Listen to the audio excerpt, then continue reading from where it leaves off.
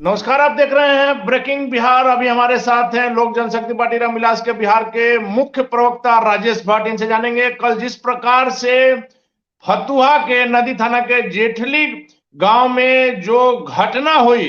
भट्ट साहब, जी। लगातार आप लोग कहते हैं कि जंगल राज की वापसी हो रही है, वैसे में फतुहा की घटना मेन रोड पर सरेआम 50 राउंड से ज्यादा गोलियां चल रही हैं, 6 आदमी घायल हैं, 2 आदमी की मौत की अभी तक सूचना हमें है।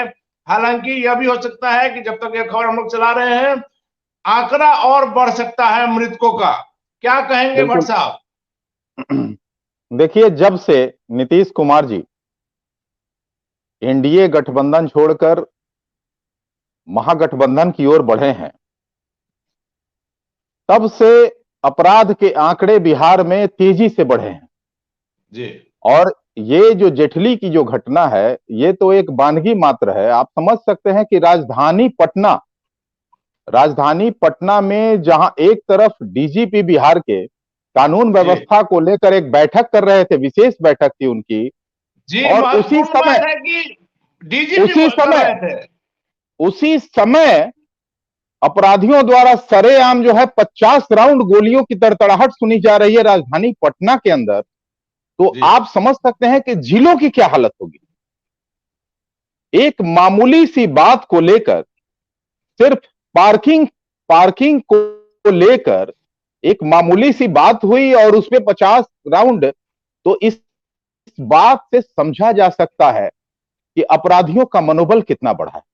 आप देख रहे हैं, मामूली घटना में 2 लोगों की मौत की पुष्टि आप कर रहे हैं, 4 लोगों की हालत चिंताजनक बनी हुई है। तो आप समझ सकते हैं कि बिहार में सरकार का इकबाल कितना रह गया है और अपराधियों का बोलबाला किस कदर बढ़ गया है। आए दिन आप सुबह अखबार जब खोलेंगे, इस बात से कोई भी बिहारवासी जो है मुकर नहीं सकता है या इनकार नहीं कर सकता है कि सुबह की अखबार जब वो खोलता है चाय के साथ, तो हत्याओं का फेहरिस्त सुनता है, हत्याओं हत्याओं का दौर देखता है अखबारों में, कई घटनाएं। आप समझ सकते हैं साहब कि जिस जंगल राज की दुहाई देकर नीतीश कुमार जी गद्दी पर आसीन हुए थे बिहार की, उसी जंगल राज की गोद में बैठ गए सत्ता की कुर्सी के लिए। क्या साहब, सरकार का इकबाल क्यों रहेगा? आज उन्हीं अपराध की सरकार के सामने नतमस्तक है नीतीश कुमार जी, और उनकी गोद में बैठकर जब कोई सत्ता के सिंहासन पर आसीन होता है, तो फिर अपराधियों का मनोबल क्यों नहीं बढ़ेगा? भट्ट साहब, हालांकि कहा जा रहा है कि मामूली विवाद था, गिट्टी लदा जो गाड़ी था उसको हटाने का विवाद था, लेकिन जो बातें सामने आ रही है इस बात से भी इनकार नहीं किया जा सकता है कि भूमि विवाद भी एक कारण है। जिस जमीन की बात आ रही है, करोड़ों रुपया आज उसका कीमत है, और ये दोनों जो आरोपी हैं, जो पीड़ित हैं, दोनों व्यक्ति के घर भी अगल बगल में है, जेठली में ही। वैसे में मुख्यमंत्री नीतीश कुमार लगातार इन बातों को कहते हैं कि बिहार में विधि व्यवस्था के लिए भूमि समस्या एक बड़ी समस्या है। तो मुख्यमंत्री नीतीश भूमि कुमार लगातार लगातार समाधान यात्रा के लिए बिहार का भ्रमण कर रहे हैं, बिहार के सभी जिलों का भ्रमण कर रहे हैं। वैसे में समाधान राजधानी के बगल में ही अगर निकल गया रहता तो इस घटना को टाला जा सकता। नीतीश कुमार जी समाधान यात्रा जो कर रहे हैं, माननीय मुख्यमंत्री जी को समाधान यात्रा की आवश्यकता भी नहीं थी। उनको जी प्रायश्चित यात्रा निकालने की जरूरत थी और पूरे बिहार वासी से माफी मांगने की जरूरत थी। जिस कदर उन्होंने बिहार को एक बीमारू राज्य के रूप में स्थापित कर दिया है, आज नीति आयोग की रिपोर्ट आप देखें, सबसे जी पिछले पायदान पर बिहार आज है। जिसके जिम्मेवार कौन है? पिछले 17 वर्षों से शासन करने वाले मुख्यमंत्री नीतीश कुमार जी हैं। तो माननीय जी मुख्यमंत्री नीतीश कुमार जी को बिहार वासियों से अब माफी मांगने की आवश्यकता थी। वहां वो समाधान यात्रा निकाल रहे हैं। समाधान किस बात का वो करना चाहते हैं? मैं आप ही के चैनल के माध्यम से जानना चाहता हूं मुख्यमंत्री जी से कि समाधान किस बात का? जी छात्र जब छात्र जब पेपर लीक मामले को लेकर आगे आते हैं सड़कों पे, तो तो उन पर उनकी लाठियां प्रश्न। उनको उनका समाधान किस कदर किया जाता है? लाठियों की लाठियों बरसात से। से। जी जब बेरोजगार कोई युवा रोजगार की बात करता है और सड़कों पे आता है, तो उनको लाठियों की परिभाषा सुनाई जाती है।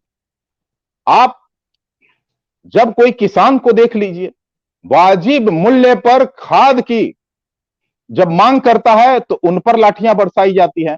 तो बिहार में अभी जो है सब समाधान की समस्या का समाधान एक ही है, बस लाठी। भट्ट इस साहब लाठी इस लाठी युग में मुख्यमंत्री जी क्या समाधान करेंगे? समाधान समस्याएं तो जो है राजधानी में सुरसा के मुंह मुंह की तरह मुंह बाय खड़ी है, और मुख्यमंत्री जी जो है फिरकी ले रहे हैं। ये तो भट्ट वही साहब कहावत है कि रोम जल रहा था, नीरो बंसी बजा रहा था। जी जी, चिराग ये तो पासवान लगातार लगातार चिराग पासवान मुख्यमंत्री नीतीश कुमार की नीतियों के विरोध में बोलते रहे हैं। कहीं कोई घटना होती है तो सबसे पहले आपकी पार्टी के नेता, आपकी पार्टी के राष्ट्रीय अध्यक्ष वहां जाते हैं।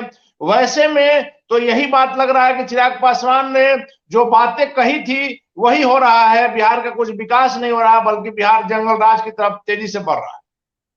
नहीं, जंगल राज तो महाजंगल राज आ गया है। मैं आपको बता दूं कि आए दिन हर जिले में कोई ना कोई घटनाएं घटती रहती हैं। अभी हम और आप बात कर रहे हैं, कहीं ना कहीं घटना घट रही होगी।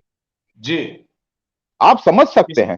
जी कहीं कहीं पुलिस को दौड़ा के अपराधी जो है मारने का काम कर रहे हैं। तो आप जी समझ सकते हैं कि पुलिस की क्या औकात रह गई है, ये हालात क्यों बना। आखिर लॉ एंड ऑर्डर का जो एक स्थिति था, जिसको लेकर सुशासन बाबू के नाम से जाने जाते थे और सुशासन का दावा करते थे मुख्यमंत्री जी, आखिर जी उसमें बदनुमा दाग इस तरह से क्यों लग रहा है? ये तो सोचने वाली बात है। भट्ट आखिर साहब इस आज आपने आखिर देखा जिस प्रकार से जदयू के संसदीय बोर्ड के अध्यक्ष उपेंद्र कुशवाहा ने पार्टी छोड़ दिया, जदयू छोड़ दिया। आरोप लगाया कि मुख्यमंत्री जी सही कर रहे थे, लेकिन यदि अंत भला तो सब भला, लेकिन यहां पर तो अंत बुरा यानी सब कुछ बुरा। नहीं, आप यही बस समझ लीजिए कि जिस पार्टी का मुख्यमंत्री उप मुख्यमंत्री के भरोसे हो गया हो, उनको कुछ भी नहीं मालूम हो कि बिहार में क्या हो रहा है, और जो भी निर्णय लेंगे उनके उप मुख्यमंत्री साहब लेंगे, जी तो जिस पार्टी में सेकेंड लेन के नेता कोई नहीं हो, या अपने नेताओं पर भरोसा खत्म हो गया हो मुख्यमंत्री जी का, तो उस पार्टी में तो कमोबेश यही हालात देखने को मिलेगा ना। अभी तो तो ये क्या एक वानगी है उपेंद्र कुशवाहा जी का। जी उपेंद्र कुशवाहा जी ने इनके इनके मुख्यमंत्री बनाने में बहुत बड़ा योगदान था। आज उपेंद्र कुशवाहा जी क्षुब्ध होकर इनसे आगे आए हैं, अभी तो भगदड़ मचने वाली है पूरे जदयू में। जदयू में भगदड़, बिल्कुल भगदड़ मचेगा, इसलिए कि जहां राजनीतिक भविष्य जिसका सुरक्षित नहीं रहेगा, तो कोई भी नेता जिस पार्टी में भी राजनीति कर रहा हो, निश्चित तौर पर वो विकल्पों पर विचार करेगा। ये भट्ट स्वाभाविक सी साहब बात है। आरा की घटना हो, अरवल की घटना हो, चिराग पासवान का क्या कदम था, सारे बिहार ने देखा, सारे देश ने देखा।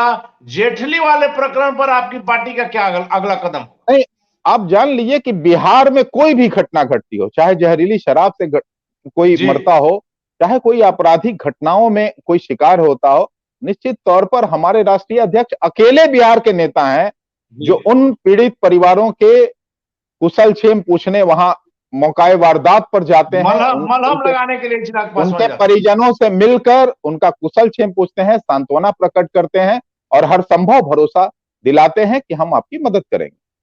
तो जी आप समझ सकते हैं कि बिहार में एक ही नेता है जो पूरे बिहार वासियों की चिंता करता है, बिहार का हित चाहता है, बिहार का कैसे विकास होगा इसकी बात करता है, और जी बिहार फर्स्ट और बिहारी फर्स्ट की बात करता है।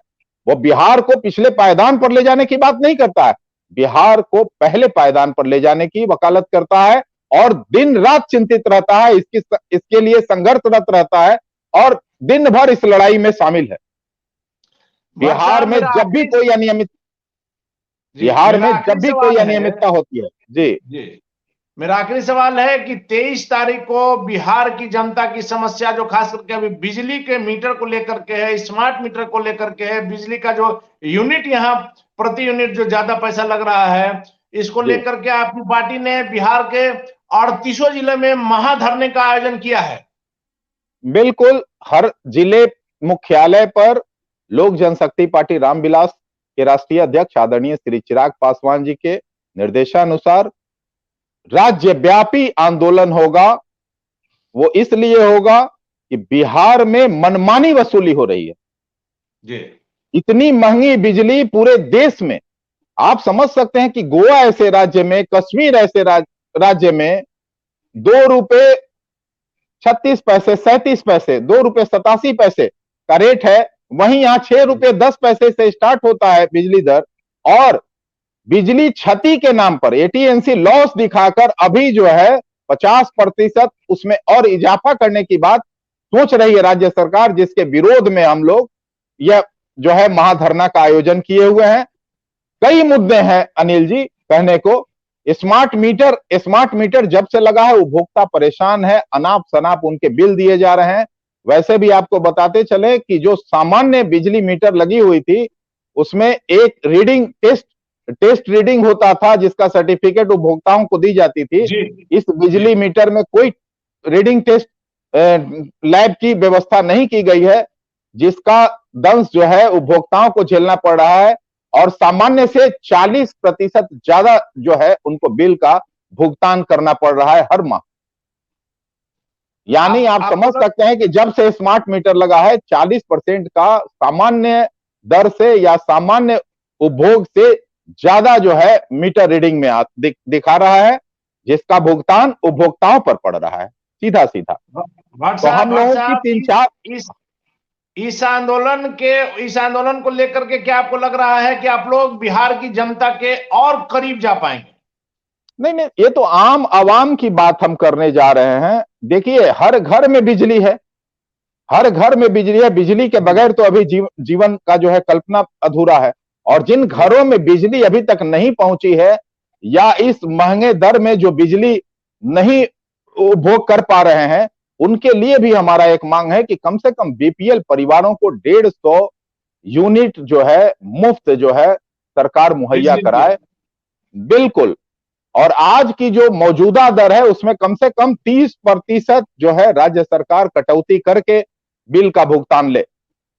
इसका मतलब है कि प्रति यूनिट जो दर है उसमें 30% की हम और कमी चाहते हैं। मतलब गरीबी रेखा से जो लोग नीचे हैं उन्हें 150 यूनिट बिजली मुफ्त दी जाए हर महीने। बिल्कुल, बीपीएल परिवारों को हम लोग चाहते हैं कि कम से कम 150 यूनिट बिजली मुफ्त दी जाए, ताकि उनके भी बच्चे बिजली के अभाव से ग्रसित होकर अनपढ़ न रह सकें, वो भी पढ़े लिखे आगे बढ़े, उनके भी उज्जवल भविष्य बने। चलिए, धन्यवाद।